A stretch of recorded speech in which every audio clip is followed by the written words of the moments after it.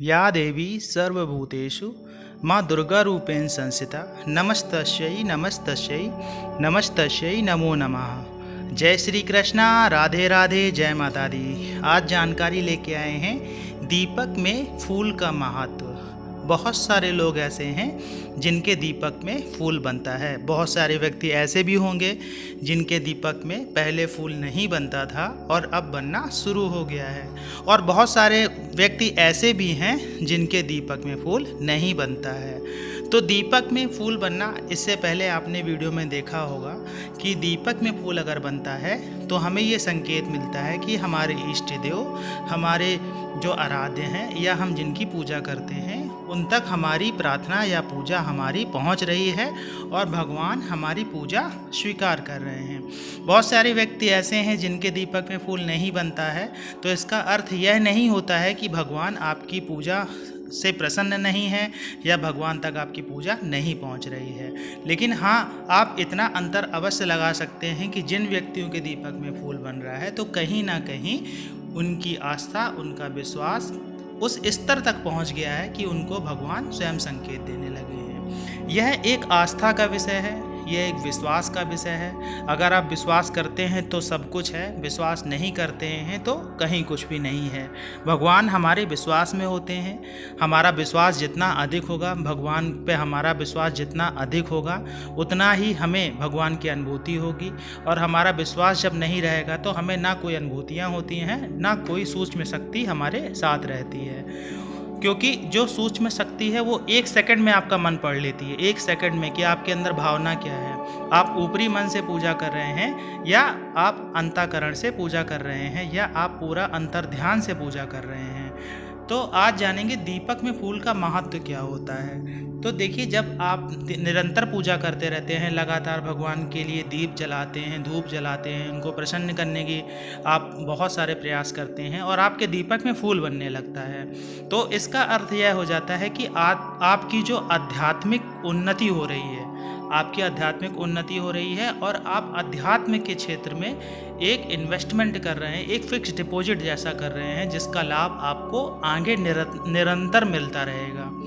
तो ये एक बात होती है जब आपके दीपक में फूल बनने लगता है। दूसरा क्या होता है?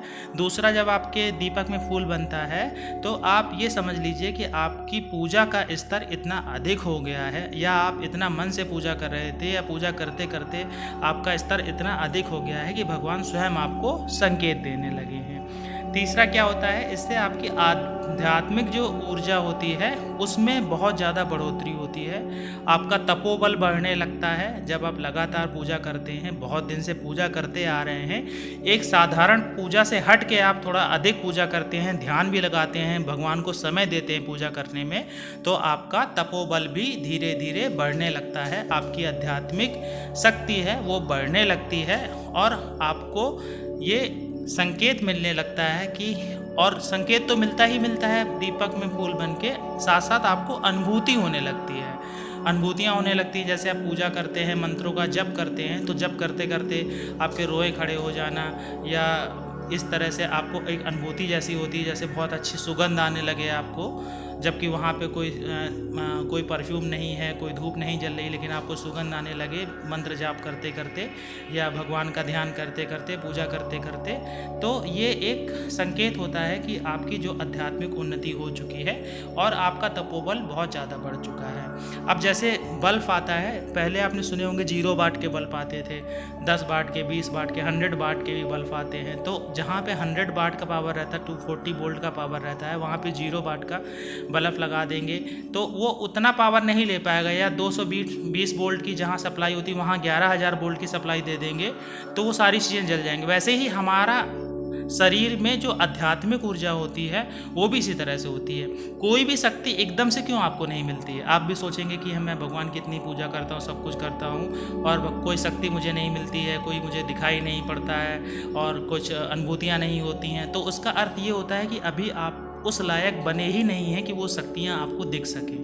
या अभी आपके अंदर उतनी आध्यात्मिक ऊर्जा संभालने की ताकत आ ही नहीं पाई है कि वो आध्यात्मिक ऊर्जा आपके पास में आए और आप उसको संभाल लें, इसलिए वो शक्तियाँ आपको साक्षात नहीं दिखती हैं। कहीं ना कहीं थोड़ा बहुत संकेत वो अवश्य देती हैं। दूसरा क्या होता है कि शक्तियाँ जो होती हैं वो सब अपने नियमों में बंधी होती हैं। उनको अपने नियमों में बंधी होती है। वो ऐसा नहीं है कि जब चाहे आपके पास आके आपको सब कुछ कर दिया, आपने कोई प्रयास नहीं किया, ऐसा नहीं होता है। अगर ऐसा हो भी रहा है तो आप ये समझिए कहीं ना कहीं पिछले जन्म में आपने बहुत अच्छे काम किए होंगे या बहुत पुण्य कमाया होगा, तो ऐसा हो सकता है। तो जब आप लगातार मंत्रों का उच्चारण करते हैं, लगातार पूजा पाठ करते हैं, लगातार अपनी आध्यात्मिक ऊर्जा को बढ़ाते हैं, तो धीरे धीरे आप भगवान के निकट पहुंच जाते हैं और उनसे आपका कम्युनिकेशन होने लगता है। भगवान आपकी बातें सुनने लगते हैं, आपकी बातों को महत्व देने लगते हैं, आपकी मनोकामना पूरी करने लगते हैं। तो ये चीज़ें आपके जीवन में शुरू हो जाती हैं। तो बात वही आती है कि जहाँ 220 वोल्ट का पावर था वहाँ 11,000 वोल्ट का पावर सडनली दे दिया जाए तो सब कुछ जल जाएगा। इसी तरह से अगर आपको कोई शक्ति एकदम से आपके शरीर में आ जाएगी तो आप उसे संभाल नहीं पाएंगे, आप समझ ही नहीं पाएंगे कि आपका क्या होगा, आप अपना मानसिक संतुलन खो देंगे। इसलिए कोई भी शक्ति एकदम से आपके पास में नहीं आती है। धीरे धीरे धीरे करके जब आपकी आध्यात्मिक ऊर्जा बढ़ने लगती है, जब आप उस ताकत को संभालने लायक हो जाएंगे, तो धीरे धीरे करके वो शक्तियाँ भी आपके पास में आने लगती हैं। तो ये एक शुरुआत होती है। दीपक में फूल बनना मतलब एक शुरुआत हो रही है आध्यात्मिक क्षेत्र में, या आध्यात्मिक मार्ग में आप चलना शुरू कर रहे हैं। आपका एक रास्ता खुल गया है कि हाँ अब मेरी आध्यात्मिक उन्नति हो रही है। तो ये दीपक में फूल बनता है तो आपकी आध्यात्मिक उन्नति होना शुरू हो गई है और आपका स्तर साधारण पूजा जो लोग करते हैं उनसे बहुत ज़्यादा बढ़ गया है। आशा है आज की जानकारी आपको अच्छी लगी होगी। जानकारी अच्छी लगी हो तो वीडियो को लाइक करिएगा। वीडियो में कमेंट्स में जय माता दी, जय श्री कृष्णा और नमः शिवाय लिखिएगा। मिलते हैं आपसे अगले वीडियो में, तब तक के लिए जय श्री कृष्णा।